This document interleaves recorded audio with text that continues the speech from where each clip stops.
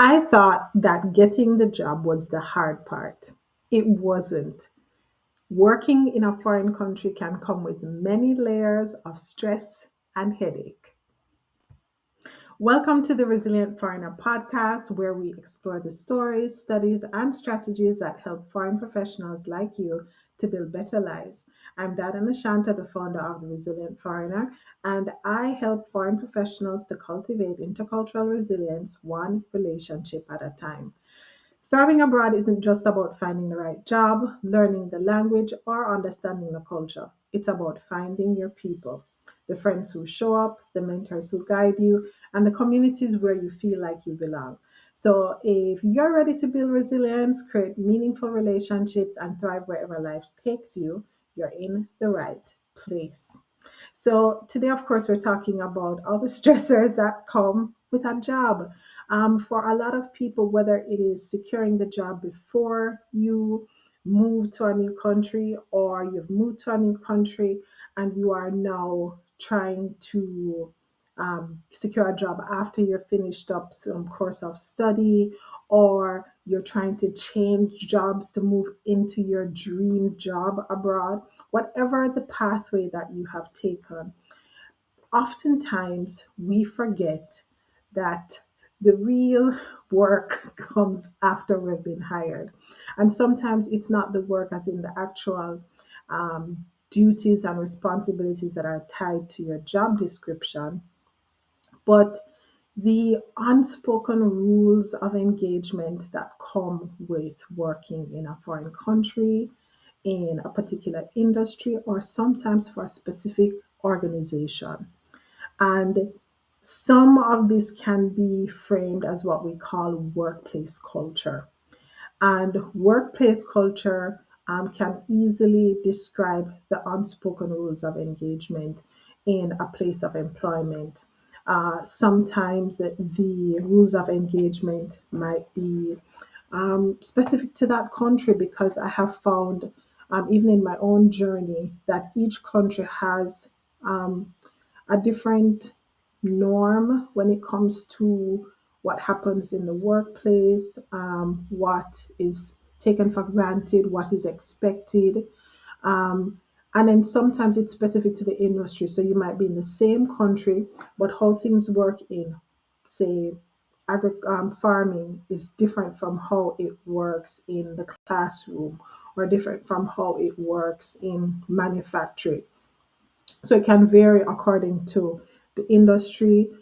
Sometimes, even within the same industry, two different organizations can have a completely different culture, and you really have to adapt.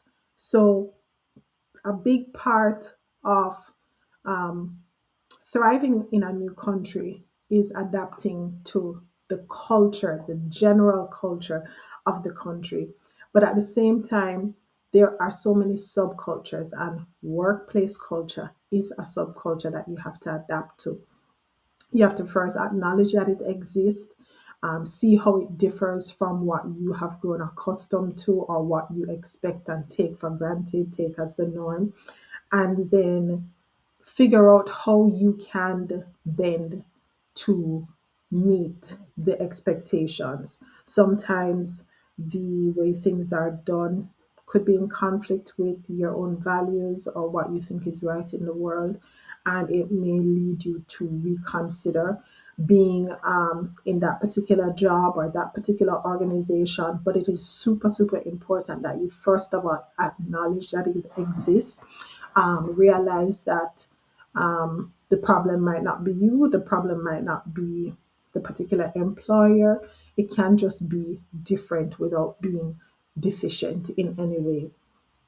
And the reality is, if you don't make the effort to understand what is different about the workplace culture that you're engaging in, or sometimes the work ethic, the labor laws in different countries, in different industries, if you don't make the effort to figure it out, you can find yourself in what is probably considered a good job, but living in torment for 40 hours a week.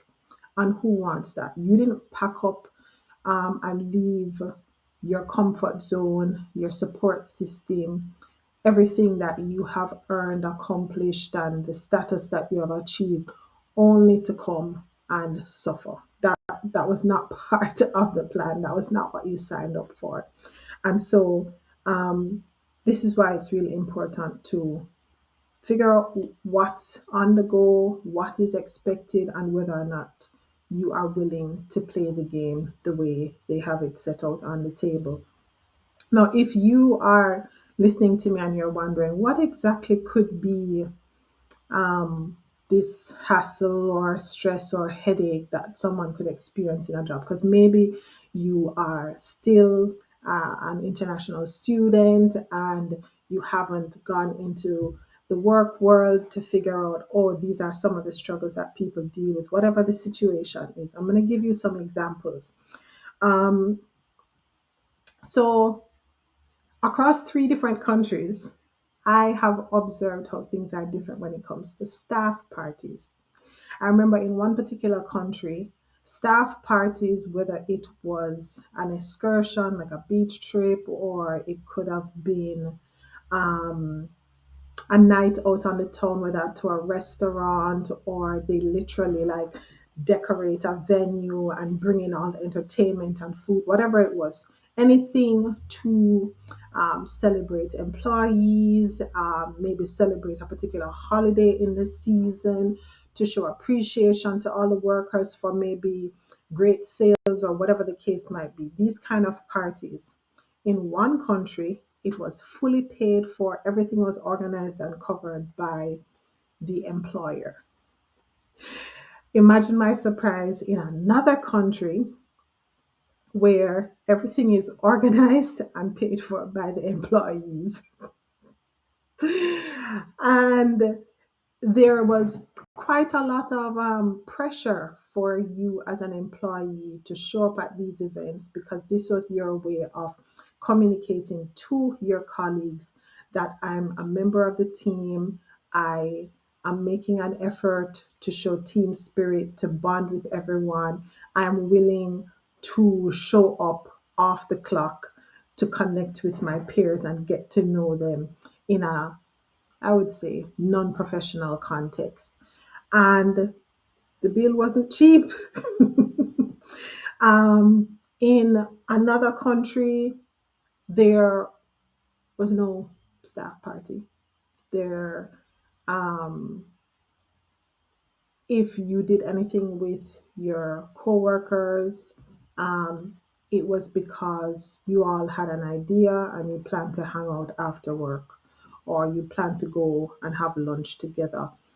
um, but nothing would be organized by the organization.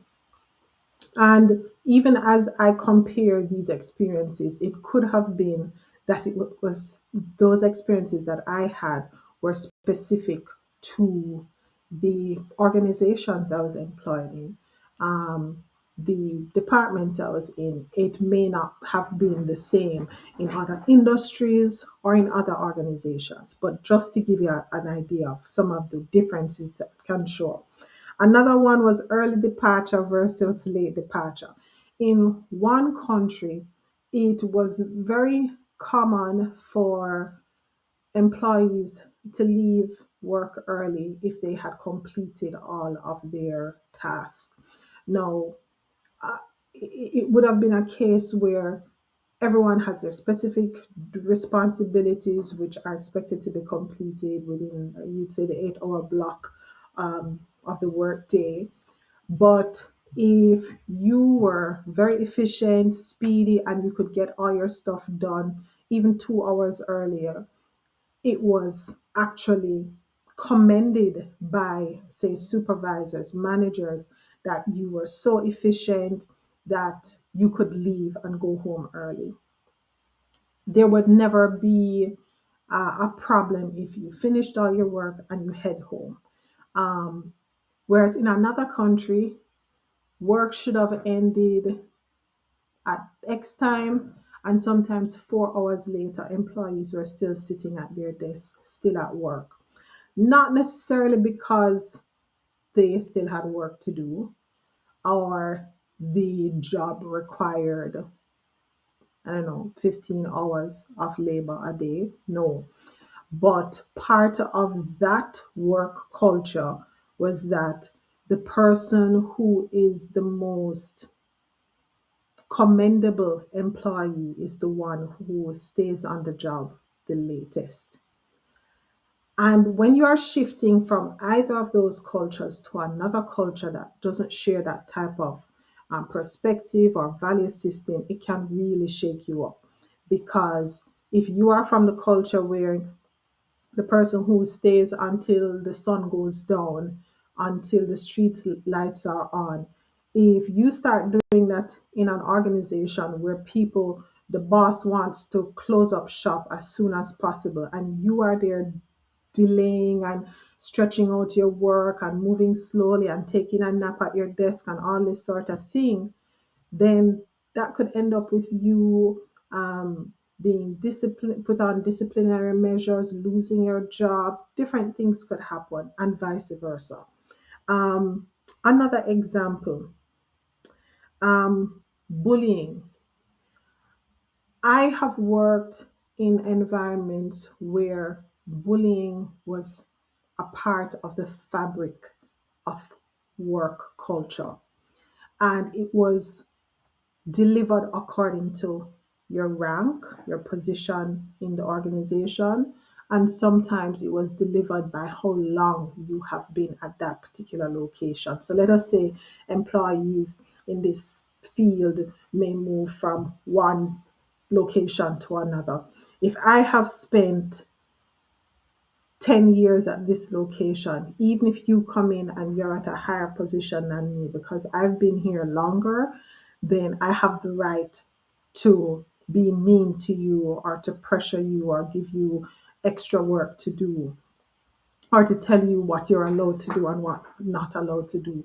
And it was appalling to me to see grown folk bullying each other. But it was part of the workplace culture. And it wasn't just one organization, it wasn't just in one part of the country, it was just the way things were done. But what if your problem isn't about the actual culture of the workplace? What if it has to do with, say, discrimination, where you show up for a job and just because the coworkers or the supervisor decides that they don't like you, then they start misleading you, giving you wrong information, so you do the wrong thing and mess up on your responsibilities, or they literally sabotage your work. They actively go out there and do things to make you fail. Or it could be that they start harassing you. They literally start making your life uncomfortable, making every day that you show up to work painful. And sometimes it can even lead to cases where people get physically attacked on the job. And this is something you never imagine when you move countries, you leave saying, okay, I'm going to come and start a new career or a new life in a new place. You never expect that you would show up to work and your life would be at stake. But the reality is, this is what some people have faced.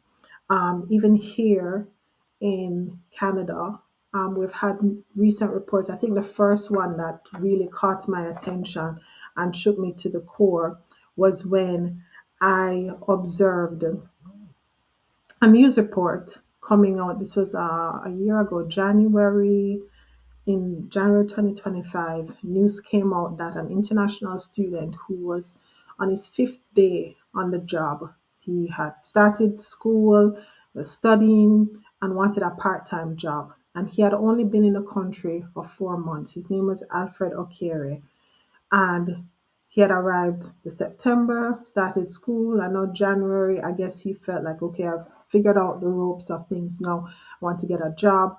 And he went ahead, secured a part-time job to go along with his full-time studies. And 5 days into the job, a co-worker attacks him, um, multiple stab wounds, and His family now had to handle all of that. He left two children behind.